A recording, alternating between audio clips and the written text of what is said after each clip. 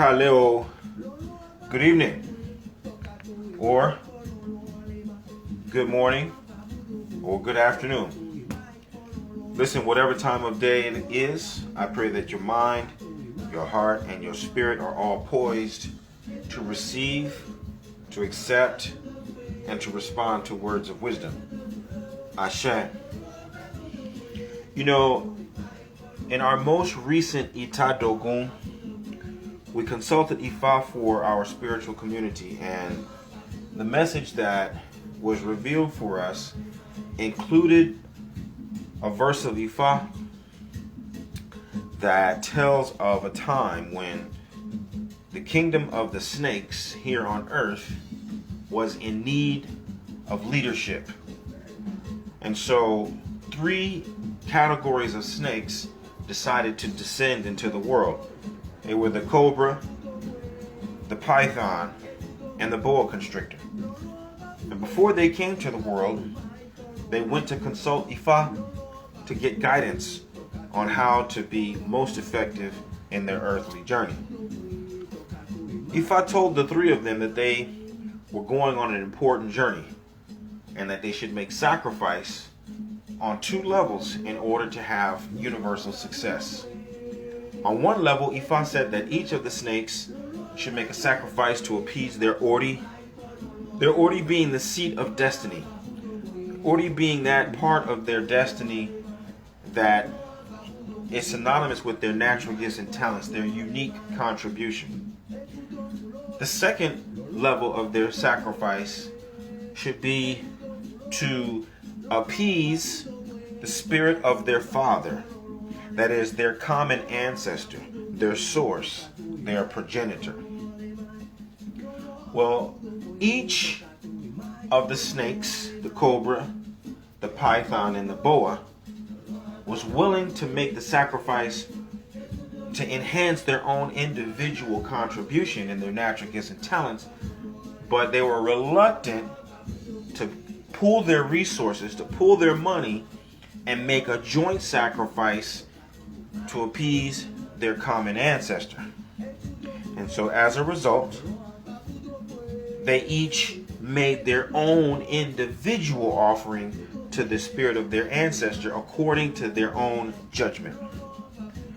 When they got into the world, because they had made the sacrifice to their Ori, each of them became an authority. Each of them ascended the throne of their own personal destiny. The cobra became the lord of the savannah. The python became the lord of the forest. And the boa became the lord of the watersheds and the water areas, which included swamps and even the ocean. But among them, it was the boa who made the largest sacrifice, the most complete sacrifice, and so he became recognized as the king of all snakes. But what is most striking about that fact is that even though you will see these magnificent snakes in their different domains, and you dare not challenge them, you will never see a time wherein the snakes will join together and act in unison. And so this Ifa is telling us that even though the snake on its own is powerful, it's formidable, you never hear about snakes moving in a pack. You never see 20, 30, 50, 100 snakes moving as one.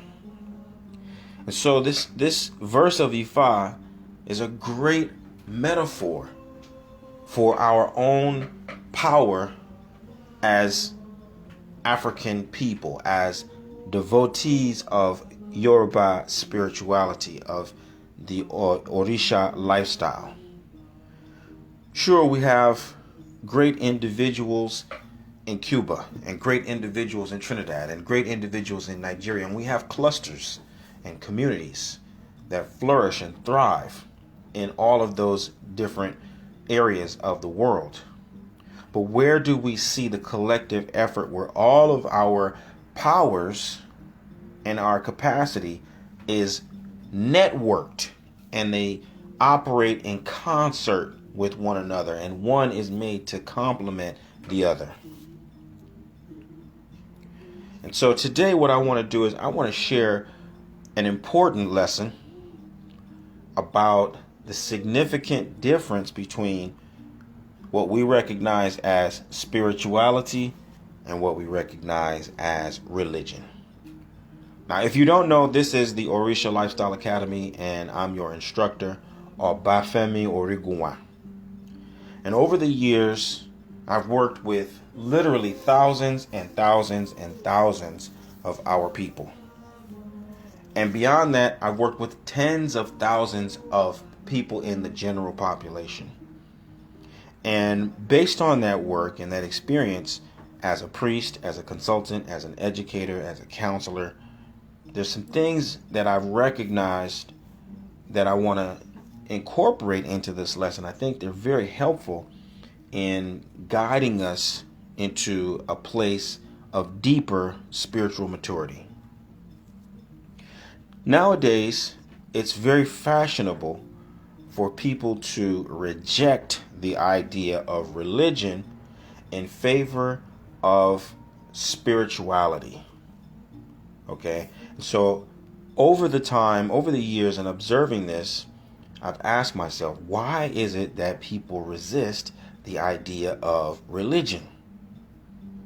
And so I found a few trends that I think exemplify the feeling and the attitude and the perspective that people have when they reject this idea of religion and promote spirituality over religion. The first attitude or perspective is, you can't tell me what to do. That's one, right? There's this idea, this feeling that you have in your heart and your mind, hey man, you can't tell me what to do. You don't know what's better for me than I do. You don't know what's good for me at all, as a matter of fact. Right? These are like the independent people. These are the breakout people. Like they cannot be contained. Right? Another attitude or perspective that I find to be prevalent is the idea that I'm so unique, I'm so different, right? That there's no way that I could fit into a cookie cutter religion, right? It just wouldn't work for me, because what I need and who I am and how I express myself is just beyond anything that a religion could ever contain. Another attitude or perspective is that I'm just so smart. You see, I got so much information. My mind is just so brilliant. I know so much. And these religions are just, they're trifling with my intellect. They don't reach the level of understanding that I have. Right?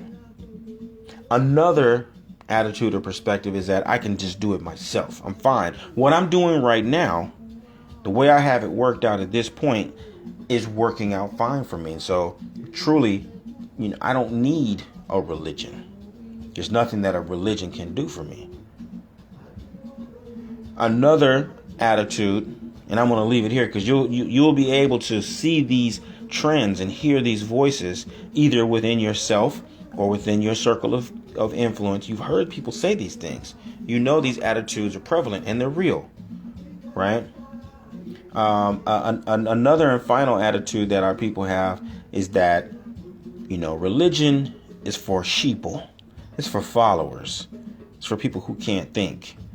And so I don't need to be controlled. Religion is just about controlling people's minds, manipulating people. And I'm not about that. Right? And so those are some of the attitudes that I have heard my people express and demonstrate when they say that they will not practice a religion, or they do not believe in religion, or that Orisha lifestyle is not a religion. Instead, it's a spirituality, right?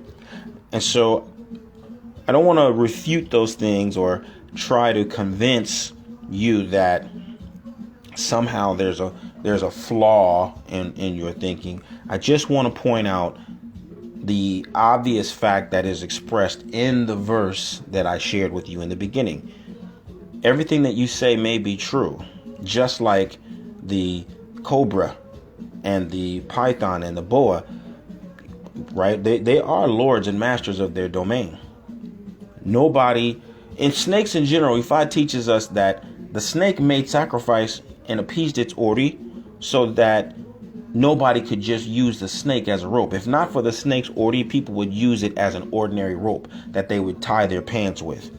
Snake is not something to be trifled with, right? We recognize the power of the snake, but we also have to recognize the fact that you will never see the snake move together as a group. You will never see the snake combine its efforts. The cobra and the boa and the python never join forces. But imagine if they did, and they were the lord of the savannah and the forest and the watershed, and they worked in concert with one another. What would that mean to the rest of the world? And again, this is a metaphor. What would it mean if the Yorubas in Cuba and in Haiti and in Trinidad and in Dahomey and in Nigeria and in the United States and in Brazil and in Venezuela were all operating in concert with one another? What would that mean? What would that just mean to us? How would that impact our ability to pool our resources? How would it impact our ability to protect our interests and cultivate wealth and prosperity for ourselves and for future generations? I think that you agree with me that those are things that we are actually sacrificing for. The benefits that could come from us working in unison are the things that we pray about. Those are the things that we go and consult Ifa about. Those are the things that we make sacrifices for. That's the reason why we look for strong medicine, so that we can have the benefits that come from people who are well organized and work in sync with one another and can take care of one another financially and politically and so on.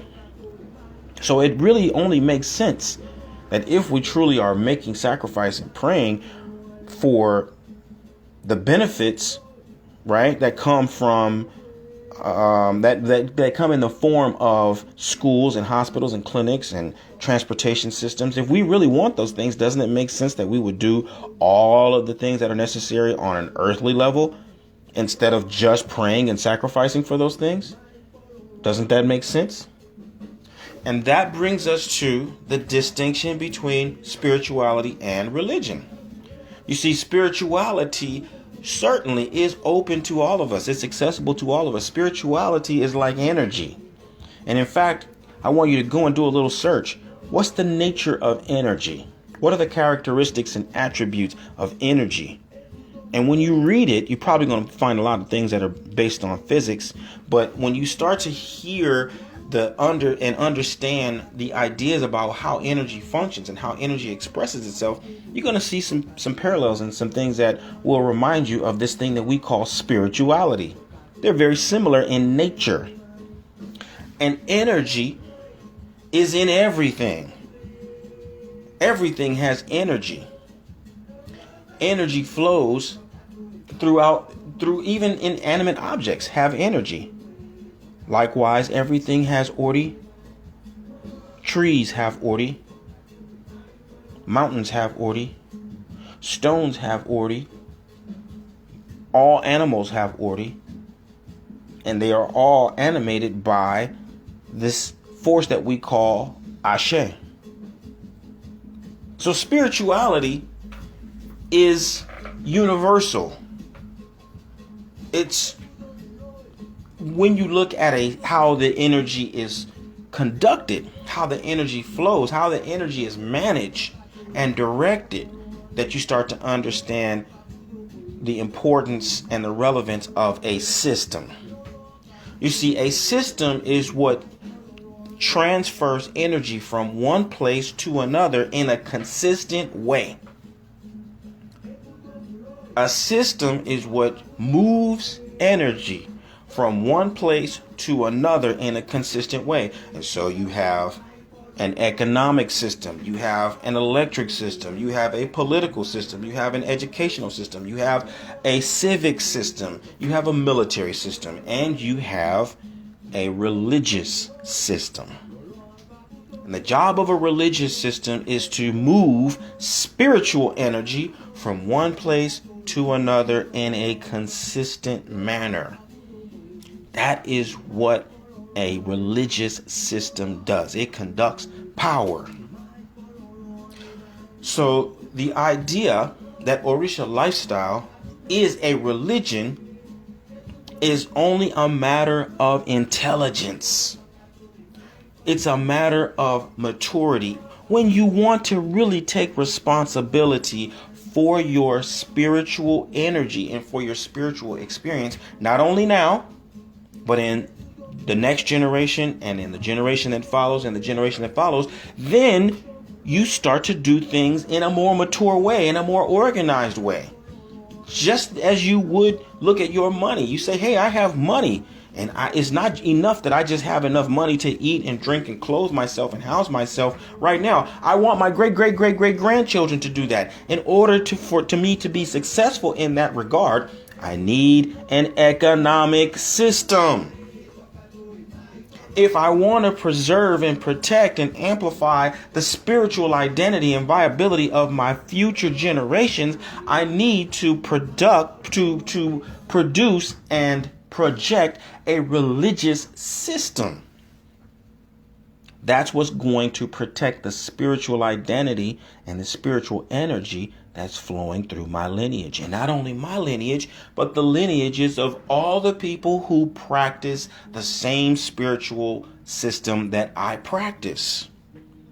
This is where we move from being snakes that operate in isolation to being mature human beings who operate in concert with one another.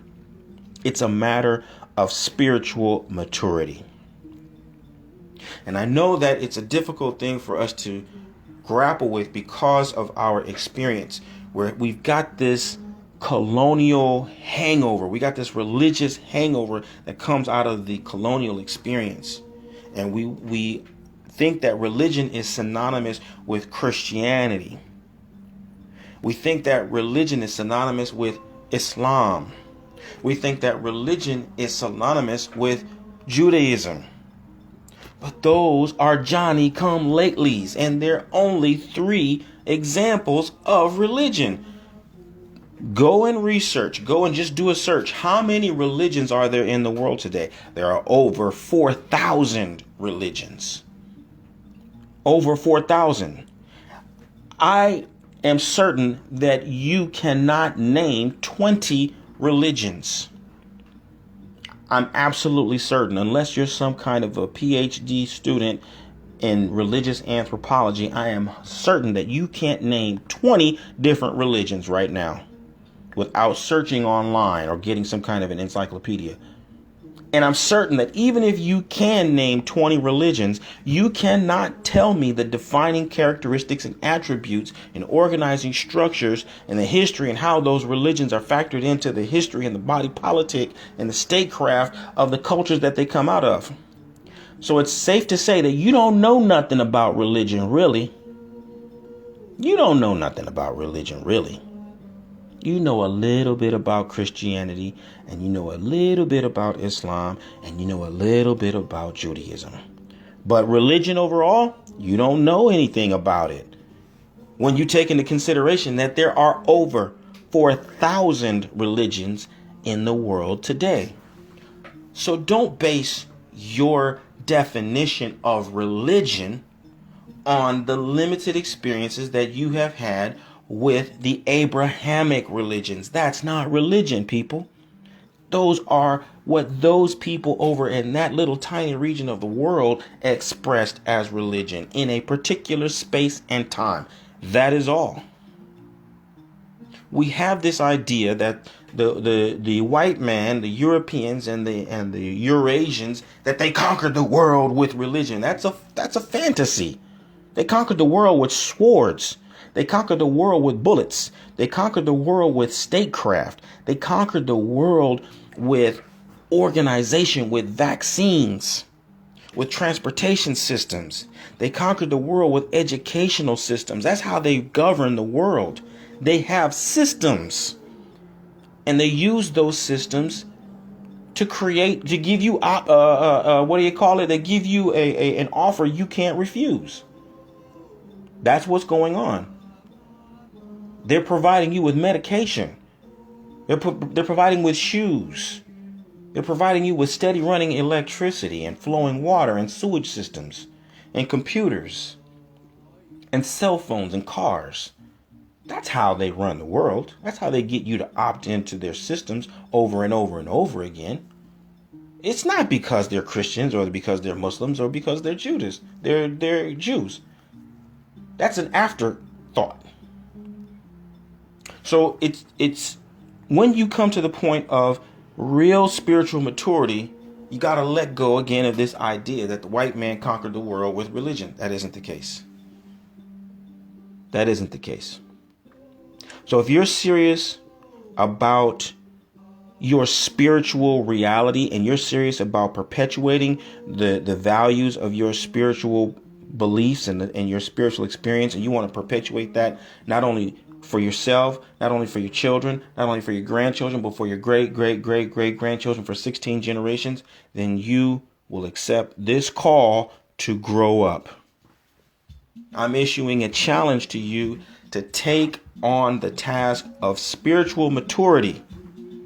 Accept that Orisha lifestyle is a religion and that you will practice this religion with efficacy. You will practice this religion like it were an electrical system that never fails. The lights always come on. The water always flows.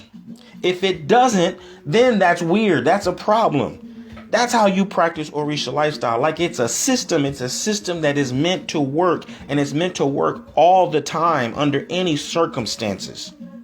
Dedicate all of your natural gifts and talents to creating a religious system that allows your spiritual energy to flow with the same level of consistency that the white man makes water flow through your pipes, or makes electricity flow and put the telephone on, or put the microwave on, or the TV on, or the light bulb on. That is your challenge as a grown-up. Stop talking about spirituality under the guises that nobody can tell you what to do, and you're not part of the sheeple, and you're so unique, and you can do it by yourself. That's child's play.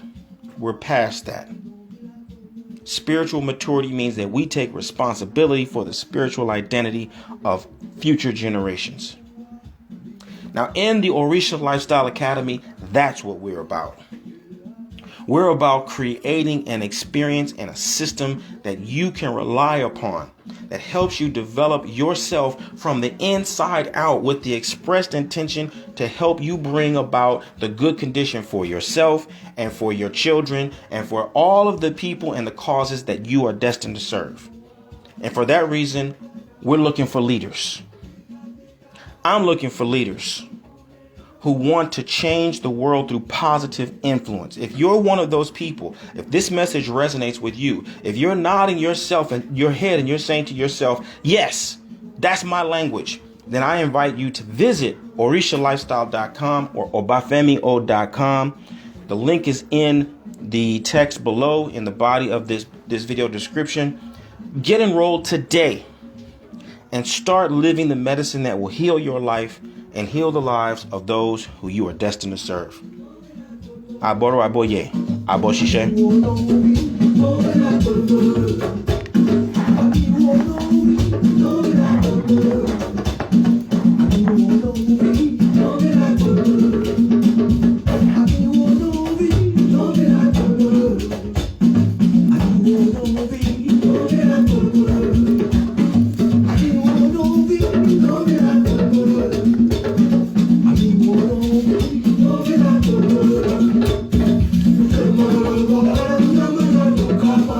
Ooh.